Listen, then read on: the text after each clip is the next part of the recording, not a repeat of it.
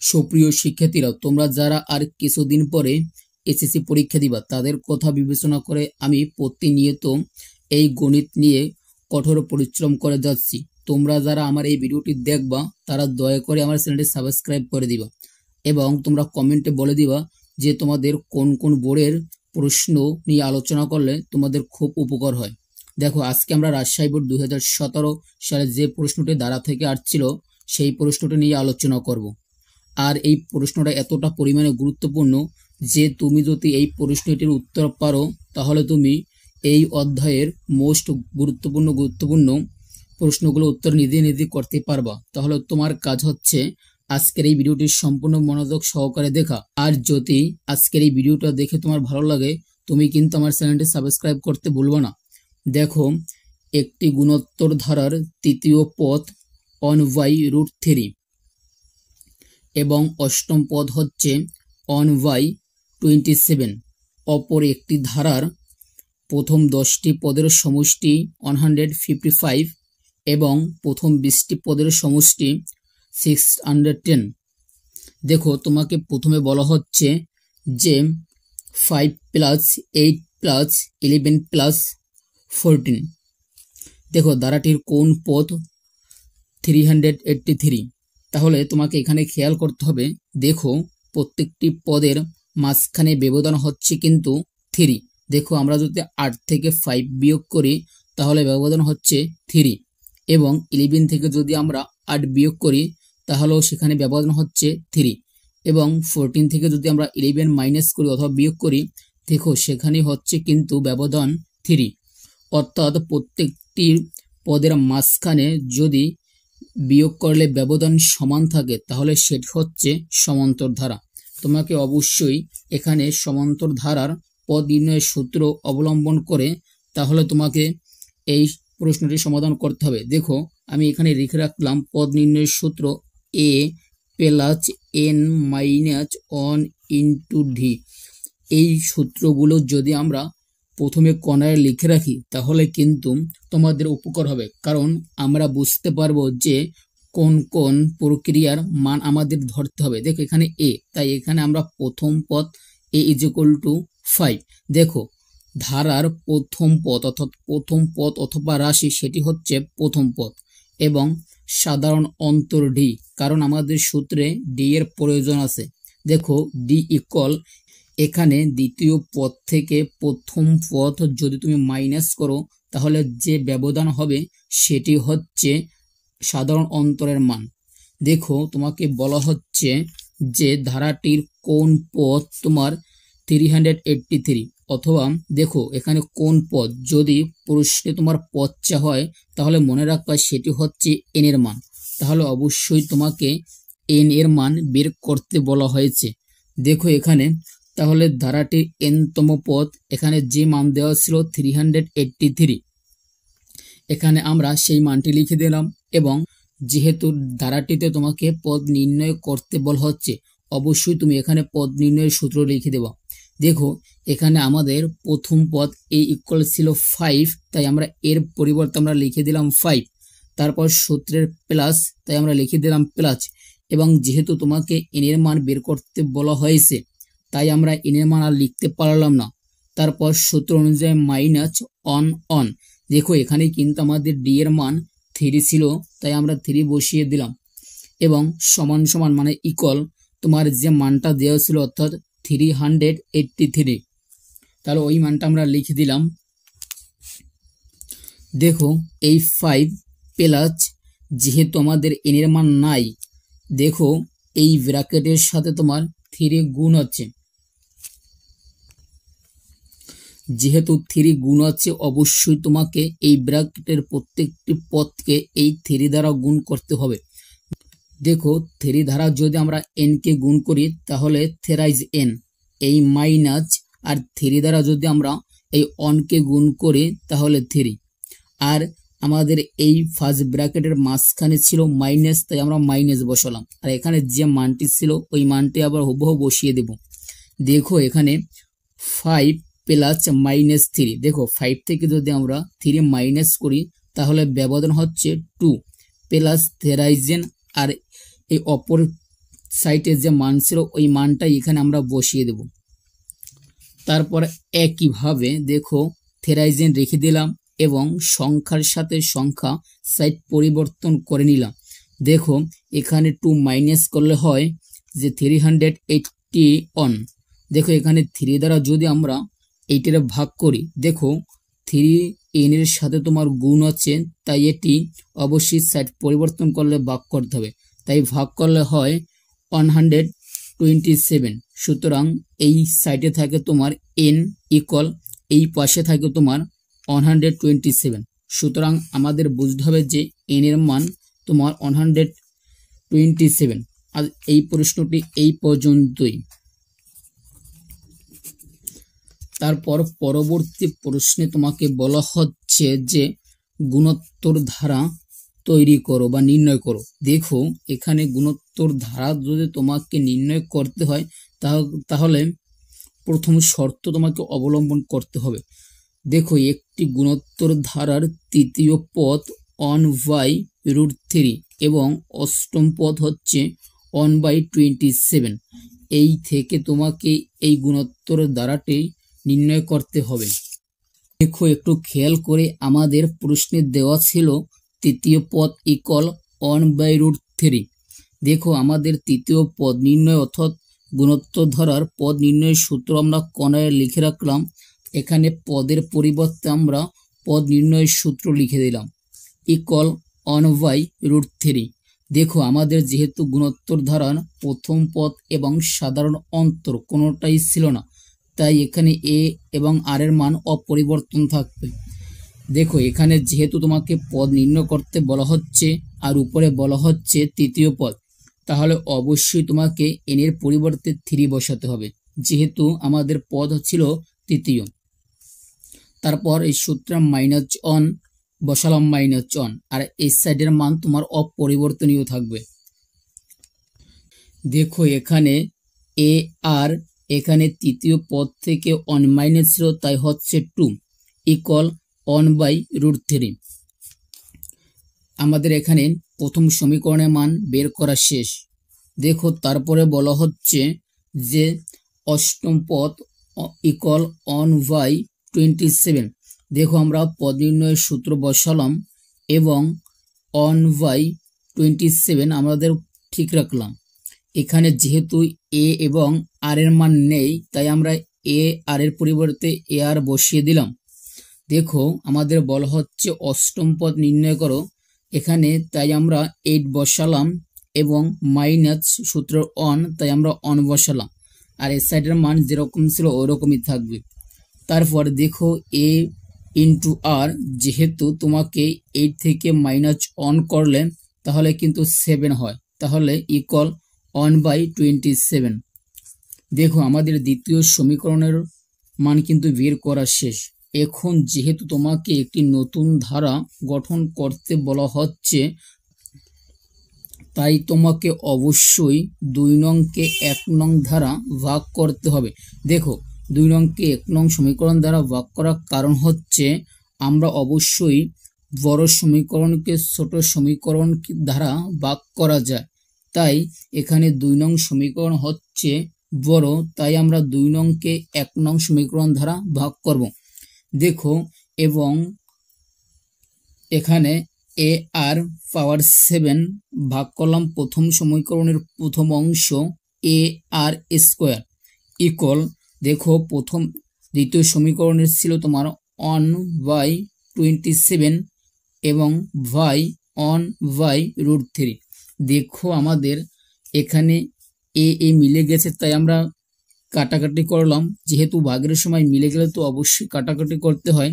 দেখো আর একটা কথা তোমাকে অবশ্যই খেয়াল রাখতে হবে, সেটি হচ্ছে যে যেহেতু আমরা এটা ভাগ করতে আসি এবং বীজগণিতের ভাগের ক্ষেত্রে তোমাকে কিন্তু পাওয়ারগুলো মাইনাস হয়। দেখো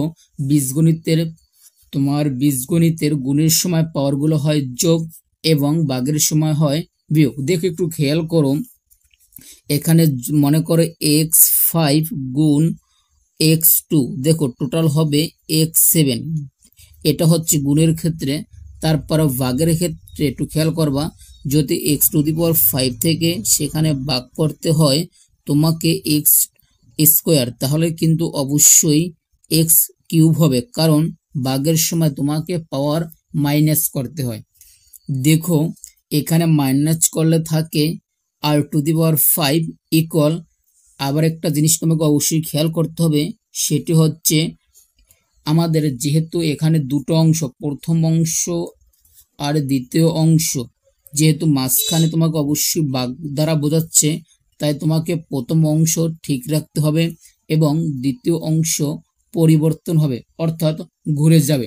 দেখো প্রথম অংশ আমরা ঠিক রাখলাম, তারপর তোমার দ্বিতীয় অংশের অন উপরে ছিল চলে গেছে নিচে, এবং তোমার নিচে এলো √3, সেটা চলে যাবে উপরে। এখন একটু খেয়াল করব, দেখো আর টু দি পাওয়ার 5 ইকুয়াল, দেখো অন দ্বারা আমরা √3 গুণ করে ফেললাম, তাই এখানে √3 অক্ষে √3, কারণ অন দ্বারা যদি কোনো সংখ্যার গুণ করা হয় তাহলে সেটি অপরিবর্তনীয় থাকে। তারপর আবার 27 দ্বারা যদি অন গুণ করা হয়, দেখো সেটাও অপরিবর্তনীয় থাকবে, কারণ তোমাকে গুণ এবং ভাগের ক্ষেত্রে যদি অন দ্বারা গুণ অথবা ভাগ করা হয় তাহলে সেটি কোনো পরিবর্তন হয় না। একটা জিনিস তোমাকে খেয়াল করতে হবে, দেখো এ আর টু দি পাওয়ার 5 ইকুয়াল, দেখো সবসময় যেহেতু এখানে তোমাকে আরেকটা লাইন আমরা বিস্তারিত বুঝিয়ে দিই, দেখো সেটা হচ্ছে যেহেতু আমরা একটা জিনিস খেয়াল করতে হবে যে দুটো √3 পরিবর্তে যদি তোমাকে 3 হতে হয় তাহলে আবার একটা 3 পরিবর্তে কিন্তু তোমাকে দুটো √3 বসানো যাবে। দেখো এখানে আমরা √3 পরিবর্তন রাখলাম, ঠিক আছে। তারপর 87 ধরো আমরা দুটো √3 লিখলাম, তাহলে একটা 3 হয়ে গেল, আর তোমার থাকে কত, যেহেতু আমাদের দুটো √3 মিলে একটা 3 হয়, বাকি থাকে 9, কারণ 3 নং 27, এখানে তোমাকে √3 কাটা থাকে কত 9 √3। একটা জিনিস খেয়াল করো, 9 উপরে কোনো কিছু থাকে না, তাই থেকে অন, আর নিচে থাকে তোমাকে একটা √3 আর 9, দেখো তাহলে 9 √3। আর একটা জিনিস খেয়াল করতে হবে, আমরা অনেকেই বুঝি না যে এখানে 5 আর এখানে তোমার এখানে কি বসাবো। দেখো এখানে 6টা থেকে একটা যদি আমরা কাটি তাহলে কিন্তু 5টা থাকে, ঠিক আছে। তাহলে এই তোমাকে অবশ্যই এখানে আর টু দি পাওয়ার 5, আর যেহেতু তোমার একটা কাটাকাটি, তাহলে 6টা থেকে অর্থাৎ 6টা থেকে তোমার 5টা থাকে।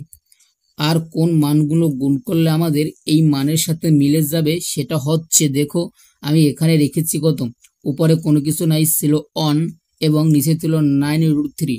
দেখো উপরে যা থাকবে ওইটা বসাবা, আর নিচে যদি √3 অথবা √2 অথবা √এর সাথে যে সংখ্যা হবে সেই সংখ্যাটা বসা দেওয়া। দেখো এখানে কোনো কিছু নাই, তাই আমরা অন বসালাম, এবং এখানে যেহেতু √3 আছে তাই আমরা √3 বসালাম। এখানে যদি তোমাকে √2 থাকতে অবশ্যই তুমি √2 বসাতাম, ঠিক আছে। দেখো তাহলে এই পাওয়ার পর, অর্থাৎ এই কাটাকাটি তোমার এখানে পাওয়ার পর কাটাকাটি, দেখো এখানে থাকে তোমার আর এর সাইডে থাকে তোমার 1/√3, অর্থাৎ আমাদের আর এর মান বের করা শেষ। এখন আর এর মান তুমি 1 নং অথবা 2 নং সমীকরণে যেখানে বসাও না কেন তোমাকে কিন্তু এর মান পাওয়া। তাহলে এর মান যদি আমরা পাই এবং আর এর মান তো পেয়েছি, তাহলে কিন্তু আমরা একটি ধারা কেন, যত বড়ই ধারা হোক না কেন আমরা বের করতে পারবো। এখানে আমরা আর এর মান 1 নং সমীকরণে বসিয়েছিলাম, কারণ তুমি এখানে 1 নং অথবা 2 নং যে কোনো সমীকরণে আর এর মান বসাবা, তাহলেই কিন্তু তোমার এর মান পাওয়া যাবে। যেহেতু আমরা আর এর মান পেয়েছি সেহেতু বাকি আছে এর মান। দেখো প্রথম সমীকরণ ছিল আমাদের a² ইকুয়াল 1/√3। দেখো যেহেতু আমরা এর মান পাই নাই কিন্তু আর এর মান পেয়েছি 1/√3, এবং এখানে পাওয়ার ছিল স্কোয়ার, তাই আমরা স্কোয়ার বসালাম। যেহেতু এই সাইডে কোনো কিছু করার নাই সেহেতু এই সাইড অপরিবর্তনীয় থাকবে, অর্থাৎ যা ছিল সেটাই থাকবে। তারপর দেখো এর মান নাই, তাই আমরা এর পরিবর্তে এ বসালাম, এবং এই অন অর্থাৎ পাওয়ার মানে কি তোমাকে সেটা বুঝতে হবে, যে যেহেতু 1/√3 উপর পাওয়ার আছে মানে অন 2 বার গুণ করতে হবে এবং √3 2 বার গুণ করতে হবে। দেখো অন যদি আমরা 2 বার গুণ করি তাহলে কিন্তু অন অপরিবর্তনীয় থাকে, কারণ অন দ্বারা কোনো সংখ্যারে গুণ করলে এবং ভাগ করলে তাহলে ওই সংখ্যাটাই থাকে। এবং তোমাকে রুট স্কোয়ারে বাদ, এভাবে তুমি বললে হয় রুট স্কোয়ারে বাদ, অথবা যেহেতু স্কোয়ার দ্বারা 2 বোঝায় অর্থাৎ কোনো সংখ্যার উপরে যদি স্কোয়ার থাকে তাহলে ওই সংখ্যাটি তোমাকে 2 বার গুণ করতে হবে। যেহেতু আমাদের √3 উপরে স্কোয়ার আছে তাই √3 যদি আমরা 2 বার গুণ করি, দেখো 2 বার গুণ করলে যেহেতু দুইটা √3 পরিবর্তে যদি আমরা একটা লিখি স্কোয়ার দিই তাহলে কিন্তু তোমার দুটা বোঝায়, রুট স্কোয়ার কাটাকাটি থাকে 3। দেখো উপরে থাকে অন, নিচে রুট স্কোয়ার কাটাকাটি থাকে 3, আর এই সাইডে যে মান ছিল ওই মানই থাকবে। দেখো এর সাথে তোমার কিন্তু 1/3 গুণ ছিল। যেহেতু একটা কথা খেয়াল করবা যে আমরা যখন সাইড পরিবর্তন করব তখন যদি তোমার গুণ থাকে তাহলে অপর সাইডে হবে ভাগাকারে চলে যাবে, এবং যদি প্লাস থাকে চলে যাবে মাইনাস হয়ে, যদি মাইনাস থাকে হবে প্লাস, এবং যদি তোমাকে গুণ থাকে অবশ্যই হবে ভাগ। যেহেতু এখানে আমাদের এর সাথে 1/3 গুণ ছিল সেহেতু এটা ভাগ হয়ে যাবে।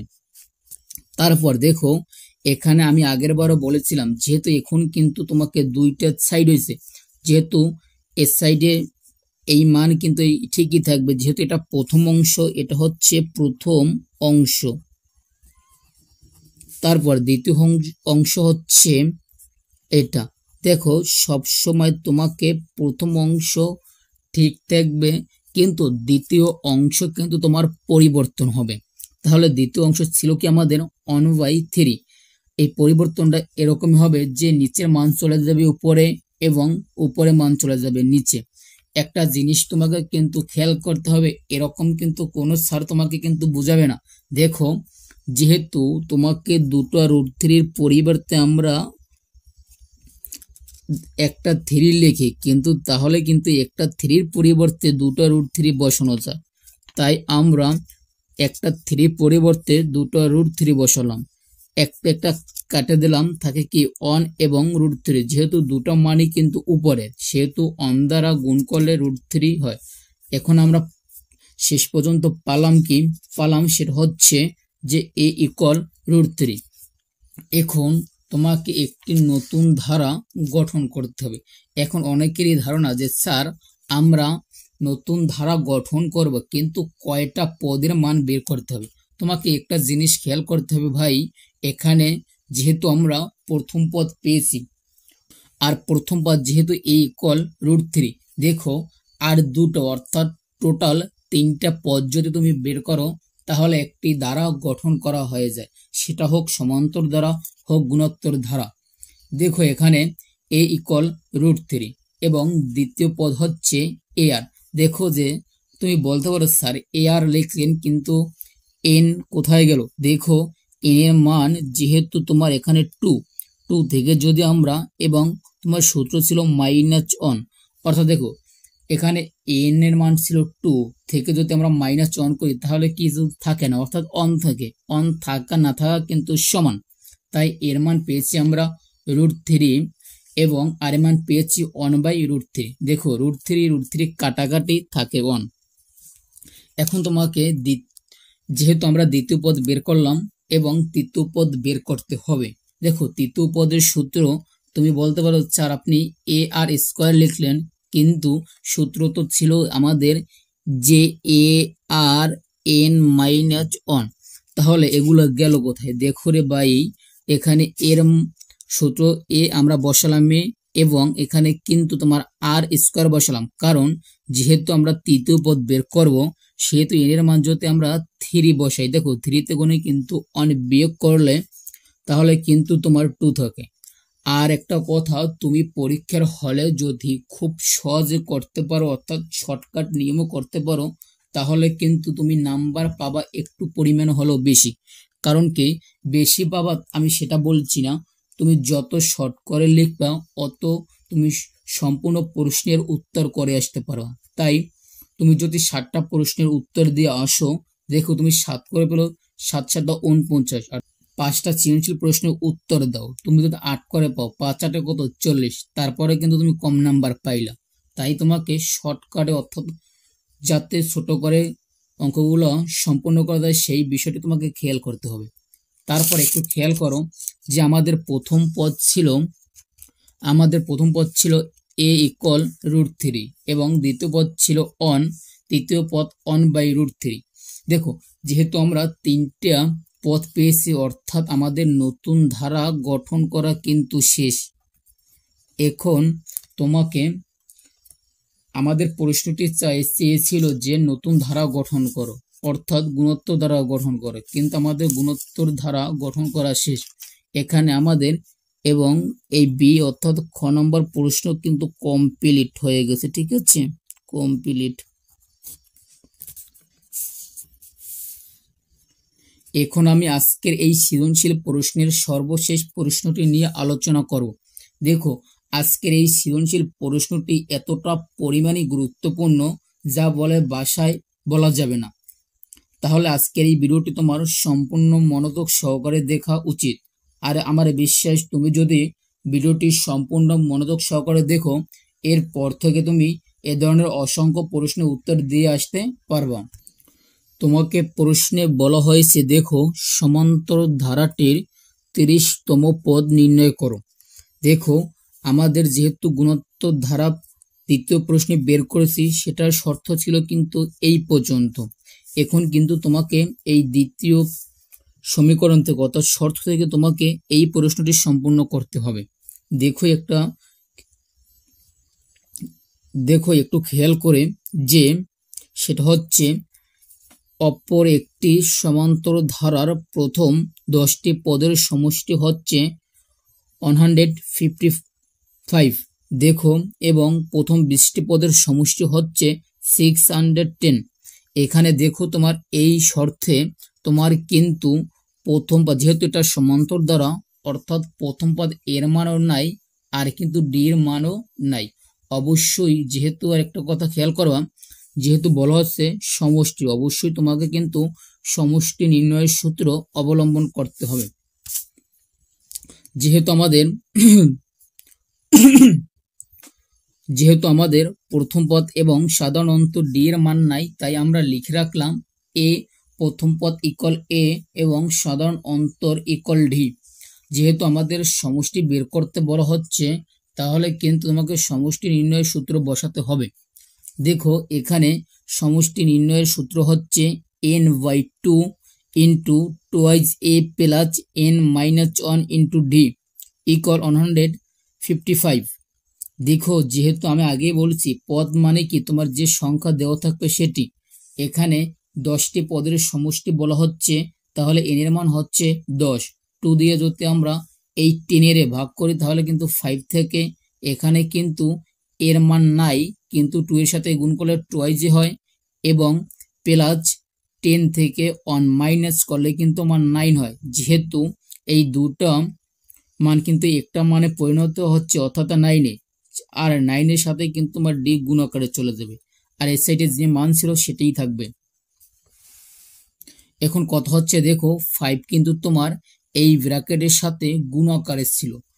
আমি আগেই বলছিলাম যদি গুণ থাকে তাহলে সেটি কিন্তু অপর সাইডে ভাগ হয়ে যাবে, তাই এই সাইডে যে মান ছিল সেটা পরিবর্তন হয় নাই, কিন্তু এই যে গুণ ছিল যেটা 5 সেটা কিন্তু ভাগ হয়ে গেছে। আর 155 এর যদি আমরা 5 দ্বারা ভাগ করি তাহলে 31 হয়। তাহলে এখানে আমাদের সমীকরণ শেষ। আর সমীকরণ বের হবে, কারণ যেহেতু আমাদের প্রথম পদ এবং সাধারণ অন্তর দুটোর একটা মানও দেওয়া নাই, তাই দুটোর সমীকরণ বের করতে হবে। আবার একটা জিনিস তোমাকে খেয়াল করতে হবে, যেহেতু গুণোত্তর ধারা ক্ষেত্রে কিন্তু তোমাকে অবশ্যই ভাগ করতে হবে এবং সমান্তর ধারার ক্ষেত্রে কিন্তু তোমাকে বিয়োগ করতে হবে, সেই একটা জিনিস কিন্তু তোমাকে মাথায় রাখতে হবে। তারপর পরবর্তীতে বলা হচ্ছিল যে আমাদের প্রথম 20টি পদের সমষ্টি 610, তাহলে আমাদের 10টি পদের সমষ্টির থেকে একটা সমীকরণ বের করা হয়ে গেছে এবং 20টি পদের সমষ্টি থেকে একটি সমীকরণ বের করতে হবে। দেখো যে 20টি পদের সমষ্টি ছিল 610। এখানে যেহেতু সমষ্টি বলা হচ্ছে তাই আমরা সমষ্টি নির্ণয়ের সূত্র বসাবো। দেখো সমষ্টি নির্ণয়ের সূত্র হচ্ছে তোমাকে n/2 into 2a plus n-1 into d। আর যেহেতু সমষ্টির মান দেওয়া হচ্ছে অবশ্যই তোমাকে সমষ্টির মান বসাতে হবে। দেখো যেহেতু এখানে 20টি পদ বের করতে বলা হচ্ছে তাহলে এখানে n এর মান হবে 20। তাহলে 20 এর 2 দ্বারা যদি আমরা ভাগ করি কাটাকাটি করি তাহলে হয় 10 এবং এখানে 2a প্লাস যেহেতু আবার n এর মান হচ্ছে 20 থেকে -1 ইন্টু d। দেখো এখানে হয় 10 এবং 2a প্লাস এখানে 20 থেকে 1 মাইনাস করলে অর্থাৎ 20 থেকে যদি আমরা 1 বিয়োগ করি তাহলে কিন্তু থাকে 19 এবং সাথে গুণ হচ্ছে d, তাই 19d। তারপর দেখো ইকুয়াল 610। এখন তোমাকে আবার একটু খেয়াল করতে হবে আগের মতোই, যেহেতু 10 আমাদের গুণ আকারে আছে সেটা 60 পরিবর্তন করলে কিন্তু ভাগ আকারে হয়ে যাবে। দেখো এখানে তোমার 2a প্লাস 19d এবং 10 আছে গুণ 60 পেলালে আমার ভাগ হয়ে গেল। দেখো ভাগের সময় 0 0 কাটাকাটি করলাম, 1 দিয়ে কোনো সংখ্যারে ভাগ করলে কিন্তু ওই সংখ্যাই হয়। তাহলে এই সাইডে থাকে 61 এবং এই সাইডে যা ছিল তাই। এখন কিন্তু আমাদের দ্বিতীয় সমীকরণও বের করা হয়ে গেছে। এখন যদি আমরা এই বড় সমীকরণ থেকে ছোট সমীকরণ আলাদা করি অর্থাৎ বিয়োগ করি তাহলে কিন্তু আমরা ডি এর মান পাবো।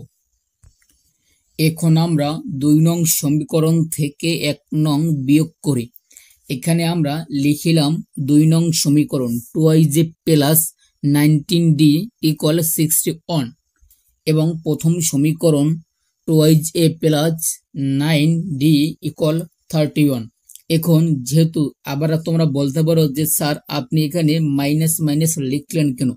একটা জিনিস খেয়াল করবা যে বীজগণিতের বিয়োগের সময় অর্থাৎ তোমাকে সাইন পরিবর্তন করতে হবে। দেখো যেহেতু কিন্তু সবসময় নিচের সাইনগুলো পরিবর্তন করতে হবে, আবার উপরেগুলো তুমি পরিবর্তন করো না। দেখো যেহেতু তোমাকে এই প্রথম পদের সামনে কোনো চিহ্ন ছিল না তাহলে সেটি তোমাকে প্লাস ধরতে হবে, তাই প্লাসের পরিবর্তে মাইনাস বসালাম এবং যেহেতু তোমাকে এই চিহ্নটা ছিল প্লাস তাই মাইনাস বসালাম। এটাও ছিল প্লাস কারণ সামনে কোনো চিহ্ন না থাকলে তোমাকে সেটা প্লাস হিসেবে গণ্য করতে হবে, তাই বসালাম মাইনাস। এখন দেখো টুয়াইজে প্লাসে মাইনাসে কাটাকাটি থাকে। ধরো এখানে 19 থেকে যদি আমরা 9 মাইনাস করি তাহলে থাকে 10 আর এর সাথে বিয়োগ করলে অর্থাৎ মাইনাস করলে এখানেও তোমার থাকে 30 আর 10 দ্বারা যদি আমরা 30 ভাগ করি তাহলে কিন্তু 3 হয়। এখন আমরা ডি এর মান পেলাম কত? 3। এই ডি এর মান যদি আমরা 1 নং অথবা 2 নং সমীকরণে বসাই তাহলে কিন্তু আমরা এখানে এর মান পাবো। আর এ এবং ডি এর মান যেহেতু আমরা ডি এর মান পেয়েছি এবং যদি বাকি এর মান পাই তাহলে কিন্তু আমরা যততম পদ নির্ণয় করতে বলা হোক অথবা সমষ্টি করতে বলা হোক তাহলে কিন্তু আমরা খুব সহজেই পারবো। দেখো ডি এর মান আমরা 1 নং সমীকরণে বসাই, যেহেতু আগের বার 2 নং থেকে 1 নং বিয়োগ করছিলাম। 1 নং সমীকরণ আমরা লিখে রাখলাম 2a প্লাস 9d ইকুয়াল 31। দেখো 2a যেহেতু আমরা এর মান পাই নাই তাই বসাতে পারলাম না, প্লাস 9 এবং ডি এর মান 3, যেহেতু আমরা প্রথমে 3 পাইছিলাম তাই 3 বসালাম এবং 31। দেখো যেহেতু এর মান পাই নাই আমরা তাহলে 2a প্লাস 3 নং 27 অর্থাৎ 27 ইকুয়াল 31। দেখো 2a থেকে আমরা কি করব? 2a equal 31। এখানে ছিল তোমার 27 ছিল প্লাস, সাইড পরিবর্তন করার ফলে সেটি হয়ে গেছে মাইনাস। তাহলে 2aj এখানে 31 থেকে আমরা 27 মাইনাস করলে পাই 4 আর এই 4কে যদি আমরা 2 দ্বারা ভাগ করি তাহলে কিন্তু পাই 2। অর্থাৎ তোমাকে বুঝতে হবে এখানে দেখো 2 এবং যেহেতু 2 দ্বারা আমরা 4কে ভাগ করছি এখানে কিন্তু আর 2 নাই, তাহলে থাকে a ইকুয়াল 2। তাহলে আমরা এর মান পেয়েছি 2 এবং এর আগে আমরা ডি এর মান পেয়েছি 3। তাহলে এখন তোমাকে প্রশ্নে বলা হচ্ছিল যে সমান্তর ধারার 30তম পদ নির্ণয় করতে হবে। একটা কথা তোমাকে খেয়াল করতে হবে যে আমরা পদ নির্ণয় করতে বলা হোক অথবা সমষ্টি নির্ণয় করতে যদি প্রশ্নে বলা হয়, যা বলা হবে সেটি তোমার সূত্রগুলা তুমি এক কোণায় লিখে রাখবা, তাহলে কিন্তু তোমার এই মানগুলো ধরতে সুবিধা হবে। যেহেতু আমাদের 30তম পদ নির্ণয় করতে বলা হচ্ছে, তাই আমরা পদ নির্ণয় সূত্র লিখে রাখলাম। দেখো, তাই আমরা এখানে যেহেতু পদ বলা হচ্ছে, তাই আমরা পদ নির্ণয় সূত্র বসালাম। দেখো, পদ নির্ণয় সূত্র হচ্ছে a plus n minus 1 into D. যেহেতু আমরা এর মান পাইছিলাম 2, তাই আমরা এর পরিবর্তে বসালাম 2 প্লাস n এর মান, যেহেতু তোমাকে যততম পদ নির্ণয় করতে বলা হবে অথবা সমষ্টি বের করতে বলা হবে সেটা হচ্ছে n এর মান। যেহেতু আমাদেরকে 13তম পদ বের করতে বলা হচ্ছে, সেহেতু তোমার n এর মান হচ্ছে 13 অর্থাৎ 30 থেকে যদি 1 মাইনাস করি অথবা বিয়োগ করি তাহলে কিন্তু থাকে 29 অর্থাৎ 29। আর ডি এর মান ছিল কত? 3, তাই আমরা এই ডি এর পরিবর্তে আমরা 3 বসালাম। দেখো, এখানে যদি গুণ করা হয় তাহলে 87 হয়, আর এ সাইডে ছিল তোমার প্লাস আর ছিল 2। দেখো, এখানে 2 প্লাস 87, যদি আমরা এই দুইটা মাঝখানে প্লাস আছে তাই আমরা এটা যোগ করলাম, অর্থাৎ হয় 89। আজকের প্রশ্নটা এই পর্যন্তই। যদি তোমার কোথাও বুঝতে হয় কষ্ট হয় তাহলে আমি অবশ্যই দুঃখিত, কারণ আমি তাহলে বোঝাতে পারি না। আর যদি তোমার কাছে ভালো লাগে তাহলে কিন্তু তুমি আমার চ্যানেলটি সাবস্ক্রাইব করে দিবা এবং তোমার বন্ধুদের মাঝে শেয়ার করে দিবা, একটা কমেন্ট করবা, একটা লাইক করবা, যাতে পরবর্তীতে কোনো ভিডিও আপলোড করা হলে তাহলে তোমার কাছে প্রথমেই নোটিফিকেশন চলে যায় আর তোমার উপকার হয়।